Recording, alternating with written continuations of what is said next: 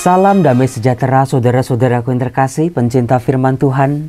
Berjumpa kembali dengan Bible Learning with Father Joseph. Saudara-saudaraku, bagaimana kabar Anda hari ini? Dimanapun Anda berada, apapun keadaan Anda saat ini, semoga barang siapa mencari, ia akan menemukan. Kalau Anda sedang mencari rejeki, kalau Anda sedang mencari kedamaian, kalau Anda sedang mencari jalan keluar dari kebuntuan-kebuntuan Anda, kalau Anda sedang mencari Tuhan, dalam nama Yesus, barang siapa mencari, ia akan menemukan. Bapa, Putra, Roh Kudus.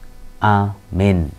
Saudara-saudaraku, bagaimana kabarnya? Baik Romo. Tetap semangat gak sih penonton Bible Learning dalam membaca firman Tuhan? Apalagi di long weekend, libur panjang seperti ini, jangan sampai semangat kita loyo gara-gara kepanjangan liburan atau kebanyakan libur, sehingga lupa sibuk dengan yang lain-lain, Tuhannya dinomor duakan. Saudara-saudara, sesibuk-sibuknya hidup manusia, ada 24 jam dalam sehari, masa 15 menit, 20 menit waktu untuk Tuhan kita masih suka hitung-hitungan. Mari persembahkan pada Tuhan segala yang terbaik dari diri kita. Banyak orang ribut, Romo, saya tuh lagi mencari Tuhan, Romo. Bagus, tapi kalau kita lihat motivasinya apa untuk mencari Tuhan? Ada, ya Romo, sekarang saya lagi susah Romo, sekarang saya lagi sakit Romo, sekarang saya lagi buntu Romo, baru nyari Tuhan. Nggak salah sih, nggak salah, saya nggak pernah menyalahkan orangnya. Bagus malah daripada nyari yang lain. Atau Romo, saya sedang sakit Romo, kan udah nggak bisa kemana-mana Romo. Ke Malaysia nggak bisa, ke Singapura jalan-jalan nggak bisa, keliling kota nggak bisa, ya udah di rumah aja, ya udah cari Tuhan deh Romo. Romo, saya udah lansia Romo, mau kemana, mau nyari duit juga udah susah Romo, mau cari ketenaran juga udah susah Romo, mau cari popularitas juga udah kalah Romo, ya udah deh nyari Tuhan aja deh. Nggak salah sih kalau begitu, nggak salah, saya juga nggak menyalahkan. Tetapi saudara-saudara, buat Anda yang hidupnya lagi enak, lagi banyak senengnya, lagi nggak ada air matanya, lagi ada di atas, naik terus hidupnya, lagi sehat-sehat aja, wah lagi terkenal-terkenalnya, lagi bahagia-bahagianya, nggak ada salahnya cari Tuhan supaya situasi Anda yang lagi enak ini gak cepet dropnya, gak cepet jatuhnya, gak cepet hancurnya. Tuhan memelihara kehidupan banyak orang. Romo, semakin saya banyak cari Tuhan, semakin saya itu banyak masalah Romo. Banyak saya mendengar sharing-sharing seperti ini. Makin saya aktif di gereja, mau aktif dalam pelayanan, kayaknya cobaan demi cobaan ada aja Romo. Saudara-saudara, Anda sedang mencari Tuhan atau Anda sedang mencari kepuasan diri Anda sendiri? Barang siapa mau mencari Tuhan, Tuhan akan membersihkan apa-apa yang tidak perlu sebetulnya dalam hidup. Bukannya kok jadi banyak cobaan ya, jadi banyak masalah ya. Tuhan sedang memisahkan mana yang perlu, mana yang tidak perlu. Apa yang bisa kita pegang ketika kita mengandalkan Tuhan, meskipun masalah datang silih berganti. Jadi saudara-saudara, ketika Anda sedang digoda, nih gara-gara aktif di gereja nih, gara-gara mau deket sama Tuhan nih, masalah datang 1, 2, 3, 4, 5, 6. Ketika nggak ikut Tuhan, ketika nggak nyari Tuhan, masalah teh kecil-kecil aja. Saudara-saudara, saat itulah kita sedang dimurnikannya, kita sedang dibersihkannya, supaya ketika kita mencari Tuhan dan menemukannya, sungguh yang kita temukan adalah Tuhan sendiri, bukan hal-hal material, bukan keduniawian yang kita kejar selama ini. Jangan cari dunia ketika kita mencari Tuhan. Dibalik, cari Tuhan dulu, Tuhan akan menggenapi semua yang kita perlukan. Cakep nggak? Cakep Romo.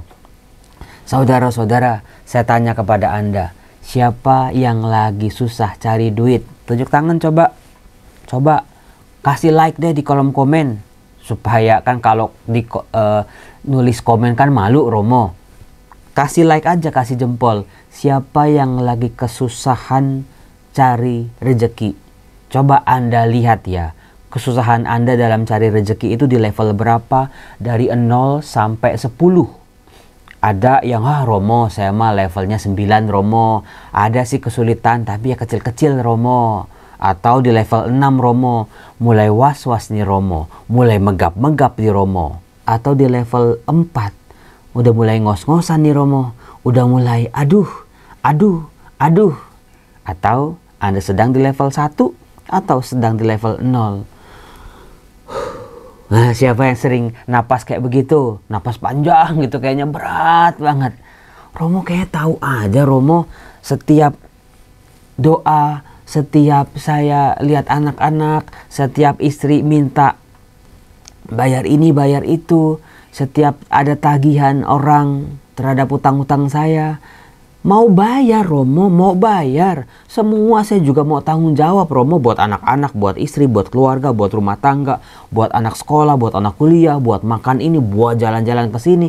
Mau Romo, tapi kalau nggak ada gimana? Udah dicari Romo, tapi nggak ketemu gimana?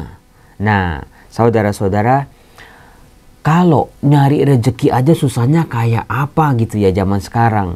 Apalagi nyari temen yang baik. Temen yang tulus, orang yang mau bantuin sungguh-sungguh. Wah itu Romo susah banget emang. Ada sih orang mau bantuin tapi ada buntutnya. Ada Romo orang kayak manis banget tapi ada maunya. Saya harus beginilah, saya harus begitulah, saya harus ikut dialah, saya harus nurut dialah. Ujung-ujungnya semuanya dia Romo. Saya mah cuman pelengkap aja. Nyari rezeki susah. Nyari teman sejati penolong susah. Terus nyari apa lagi yang susah zaman sekarang? Nyari kerjaan Romo. Iya susah banget. Udah lamar sana lamar sini. Ini kan baru banyak nih anak-anak yang baru fresh graduate ya. Lulus SMA maupun lulus kuliah. Wah kalau lulusnya sih bahagia Romo. Wah graduation gitu ya. Pesta sana pesta sini, syukuran sana syukuran sini. Tapi mulai banyak doanya jadinya. Iya kan? Anda baru cari Tuhan ketika ada butuhnya bukan? Ketika anak mau kerja, cucu mau kerja, suami mau kerja, atau diri kita mau cari kerjaan, baru ke gereja, doa terus. Kemarin-kemarin kemana? Romo, kan kalau gitu jadi malu Romo. Kalau ditanya iya kemarin-kemarin saya lupa sama Tuhan. Saya lupa bersyukur juga. Semua kesulitan sudah dilalui, sekarang kesulitan yang baru cari Tuhan. Nggak salah Anda. Udah, saya juga nggak menyalahkan. Nah, kalau cari duit susah, cari pekerjaan susah, cari teman yang sejati susah, cari jodoh Romo. Iya sampai lupa itu. Cari jodoh susah banget Romo. Saya suka dia nggak suka saya. Dia suka saya nggak suka dia Romo. Atau saya suka dia suka saya, orang tuanya nggak cocok Romo. Waduh Romo, saya suka dia suka saya, orang tuanya cocok, marganya nggak cocok Romo. Waduh, saya suka dia suka saya, orang tuanya suka, marganya suka, agamanya beda Romo. Waduh, ini gimana ini? Cari jodoh pun susah. Dapat sih Romo, tapi ya saya suka awalnya, tapi lama-lama nggak suka karena ilfil Romo. Dia kok ternyata NPD, dia ternyata kok egois banget, dia kok ternyata cuma di mulut doang. Dia kena hobinya judol Romo, hobinya mabuk Romo, perokok Romo dan lain sebagainya. Padahal udah mulai jadian nih, udah mulai penjajakan. Ya gagal maning dah. Usaha sekarang juga mau dagang, mau wira swasta juga susah. Mana nih yang cocok-cocokan? Nah, apalagi cari Tuhan ya. Yang gak kelihatan, yang gak kedengeran. Tapi Tuhan hadir saudara-saudara. Tuhan hadir dalam kehidupan kita. Tuhan gak kemana-mana. Cuman kita salah nyari Tuhan di mana sih? Sebetulnya Tuhan ada di mana-mana. Cara kita yang kurang gigih, cara kita yang kurang tulus, cara kita yang kurang segenap hati mencari Tuhan. Kalau kita lihat dalam Injil Lukas bab 2 ayat 41 sampai 51, itu Lukas 2 itu pasti kisah-kisah seputar kelahiran dan masa kanak-kanak Yesus, bukan? Kalau udah ngomongin Lukas bab 2 ayat 41 sampai 51, itu bagian Tuhan Yesus hilang di bait Allah, di mana Maria ibu Yesus dan juga Yusuf suaminya mencari Yesus. Saya tanya kepada Anda, penonton Bible Learning yang lama, ketika Yesus tidak ditemukan, Maria nggak menemu, Yosef, waduh Yesusnya kemana? Ketika mereka mencari, apakah langsung ketemu? Kan enggak. Mereka tetap terus mencari, apakah langsung ketemu? Kan enggak. Mereka juga sampai dengan cemas mencarinya, mereka penuh perjuangan mencari Yesus. Tapi karena mereka tidak menyerah dalam mencari Yesus, akhirnya mereka menemukan. Di mana ketemunya? Di bait Allah, di rumah Bapa. Ingat saudara-saudara, bila 2-3 orang berkumpul dalam namaku, aku hadir di tengah-tengah kamu. Di mana ada cinta kasih, Allah hadir di tengah-tengah kamu. Nah, saya tanya, ketika di rumah kita, rumah tangga kita, ada kasih enggak?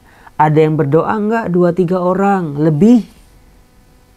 Ada pengampunan enggak? Ada kesetiaan enggak? Ada cinta kasih enggak di situ? Di mana Tuhan hadir? Dimanapun Tuhan hadir, sejauh ada kasih, ada orang yang melayani, ada orang yang mau berkorban, ada orang yang hatinya bersih. Nah, saudara-saudara, sebelum saya membahas nih Lukas bab 2 ayat 41 sampai 51, saya mau memberikan ciri-ciri. Ada 12 ciri sih, banyak nih. Orang-orang yang bersih hatinya. Orang-orang yang bersih hatinya. Karena kalau muka kita bisa dicuci sama sabun muka, badan kita bisa dicuci sama sabun, sama air, bersih. Tapi kalau hati gimana, Romo? Maka kalau Anda punya setengah aja dari ciri-ciri ini, Anda harus bersyukur Anda punya hati yang bersih. Hanya hati yang bersihlah yang bisa menemukan Tuhan. Orang yang bersih hatinya akan mendaki gunung Tuhan. Begitu kata pemazmur, bukan? Yang satu, ciri-ciri kalau orang bersih hatinya. Anda banyak senyum. Ayo, siapa yang cemberut mulu, susah mulu, kecewa mulu, gelap mulu kayaknya auranya. Banyak senyum. Yang kedua, tidak mudah iri. Meskipun Anda susah, meskipun Anda juga nggak punya, meskipun Anda juga berkekurangan, nggak berkelebihan, tapi Anda tidak mudah iri terhadap milik orang lain, pencapaian orang lain, keadaan orang lain. Yang ketiga, kamu cepat memaafkan. Waduh, Romo, kalau begini kan saya jadi malu. Ada kesalahan dari 20 tahun yang lalu aja masih disimpan-simpan, Romo. 4, kamu selalu membantu orang lain. Nah, ini saya cocok nih, Romo. Oke, Romo, 1 dapat, Romo nih. Sering bantu orang lain. 5, kamu tidak pernah menghancurkan perasaan orang lain. Karena gampang banget nih mulut orang ya. Romo Yosef gemukan dia sekarang. Anda nggak pernah tahu perjuangan bagaimana ini menjaga badan ini. Tapi kita dengan entengnya, dengan mudahnya, hanya dengan melihat, hanya dengan ya baru ketemu juga, udah main fisik, udah ngomentarin fisik, udah bullying seperti itu, udah body shaming seperti itu. Ternyata Romo Yosef jelek ya aslinya. Ya ilah, kayak suaminya ganteng aja, kayak anaknya aktor aktris aja bisa ngatain orang jelek. Ada loh, ada. Saya kadang-kadang mau senyum, mau jengkel, mau marah ya, tapi mulut orang kan nggak bisa ditahan. Saya juga nggak bilang saya ganteng juga. Tadi marahin mama saya loh kalau bilang saya jelek. Karena ibu-ibu nggak suka anaknya dibilang jelek. Anda suka-suka ngatain orang jelek. Itu yang bikin saya geleng-geleng. Yang keenam, kamu tidak membuat orang lain menjadi bahan lelucon. Nah, ini dia nih. Yang sering kali ngejek-ngejek fisik orang lain cuma buat ketawa-tawa. Gosipin orang cuma buat seru-seruan. Nah, ini dia nih. Hatinya kotor. betul-betul kamu tidak suka menghancurkan perasaan orang lain, atau tidak membuat orang lain menjadi bahan lelucon, bahan ketawaan. Yang ketujuh, kamu merasa bahagia melihat orang lain sukses. Udah ada belum? Bukan cuma anak doang yang sukses, anak tetangga sukses Anda panas. Tetangga beli mobil Anda jengkel. Tetangga sebelah ngecat rumah aja Anda udah kayak kebakaran jenggot. Anak tetangga nikah aja Anda udah kayak waduh, kayak orang mau, kayak sapi mau disembelih. Bahagialah dengan keberhasilan orang lain. Kedelapan, kamu selalu merasa bersyukur setiap hari. Nah ini nih Romo, ini saya lagi belajar Romo. Gara-gara ngikutin Bible Learning, saya selalu setiap buka video Romo, saya selalu diingatkan untuk bersyukur. Kesembilan, kamu memperlakukan semua orang dengan baik, terlepas dari status yang mereka miliki. Mau bos, pejabat, orang penting, sampai asisten rumah tangga, sampai gelandangan, sampai orang-orang gak punya, perlakuan kita sama. Jangan sama yang orang kaya senyum, ramah banget, tapi sama orang-orang kecil, waduh, sampai kemarin ada kasus, ada ART disiksa sama majikannya. Tuhan, jangan. Yang ke-10, kamu tidak mendendam atau ingin balas dendam. Ada enggak? Ya secara nggak sadar Romo, kecil-kecilan sih Romo, kayaknya kepengen sih Romo, belum ada waktunya aja balas dendam. Rasanya pengen banget tuh balas, nutup mulut orang-orang yang ngerendahin saya Romo. Semuanya saya mau balas Romo, saya mau tunjukin Romo. Jangan kotori keberhasilan Anda dengan dendam seperti itu. Nanti Anda tetap merasa tidak bahagia meskipun Anda sukses. Ke-11, kamu selalu berlaku baik meskipun tidak ada yang melihat. Nah ini dia, kadang-kadang kita baik kalau cuma di depan kamera. Kita saleh kalau ada orang lain yang ngeliatin, kalau ada orang lain yang menilai. Tapi kalau sendiri, gak ada siapa-siapa, waduh Romo, gak beda jauh dengan penjahat-penjahat di TV-TV Romo. Yang terakhir, kamu menyebarkan hal positif kemanapun kamu pergi. Nah ini dia, positif kemanapun, sebar positif, senyum kek, nyapa orang kek, bantuin orang kek, pokoknya hal-hal yang positif kita sebarkan. Bantu orang, ngelayanin orang sakit kek, ngunjungin orang sakit di dalam penjara kek. Itu dia. Maka dari itu saudara-saudara, itulah orang-orang yang bersih hatinya, seperti Yosef dan Maria. Mereka mencari Tuhan Yesus ketika tidak ditemukan di kelompok mereka. Mereka mencari Yesus, nggak segan-segan untuk mencari. Mereka kembali ke Yerusalem.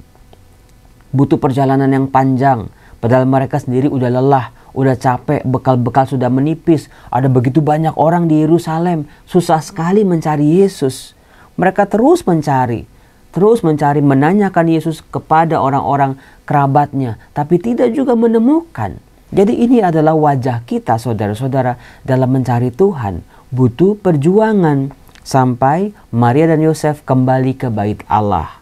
Disitulah Tuhan Yesus ditemukan, sedang ngobrol dengan tua-tua, dengan para pemuka-pemuka, bertanya jawab, dan mereka semua kagum dengan jawaban-jawaban yang diberikan oleh Tuhan Yesus. Disitulah Tuhan Yesus ditemukan di rumah Bapa. Rumah kita, hati kita adalah bait Roh Kudus, bukan? Tempat kediaman Allah bertahta di dalamnya. Maka gak bisa kalau hati kita kotor, kita mengharapkan Tuhan boleh tinggal dalam diri kita. Nggak bisa saudara-saudara. Dari 12 itu coba perjuangkan. Coba Romo ulang, saya belum nyatet tadi Romo. Di kolom komen coba tolong Anda bantuin ya, teman-teman yang lain Anda catat. 1, banyak tersenyum. 2, tidak mudah iri. 3, cepat memaafkan. 4, selalu membantu orang lain. 5, tidak pernah menghancurkan perasaan orang lain. 6, tidak membuat orang lain jadi lelucon. 7, merasa bahagia melihat orang lain sukses. 8, merasa bersyukur setiap hari. 9, memperlakukan semua orang dengan baik terlepas dari statusnya. 10, tidak mendendam atau tidak ingin balas dendam. 11, kamu selalu berlaku baik meskipun tidak ada yang melihat. 12. Kamu menyebarkan hal positif kemanapun kamu pergi. Ini saya ambil dari Reels di Instagram.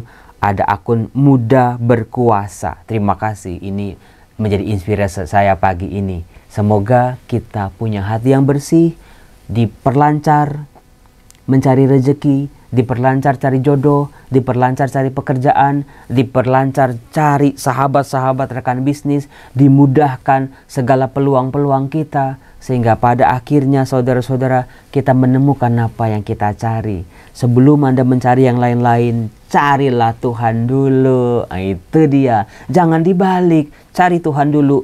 Kita akan dibantu oleh kuasa Tuhan menemukan apa-apa yang kita cari. Salam damai sejahtera, Tuhan Yesus memberkati kita semua. Bye-bye.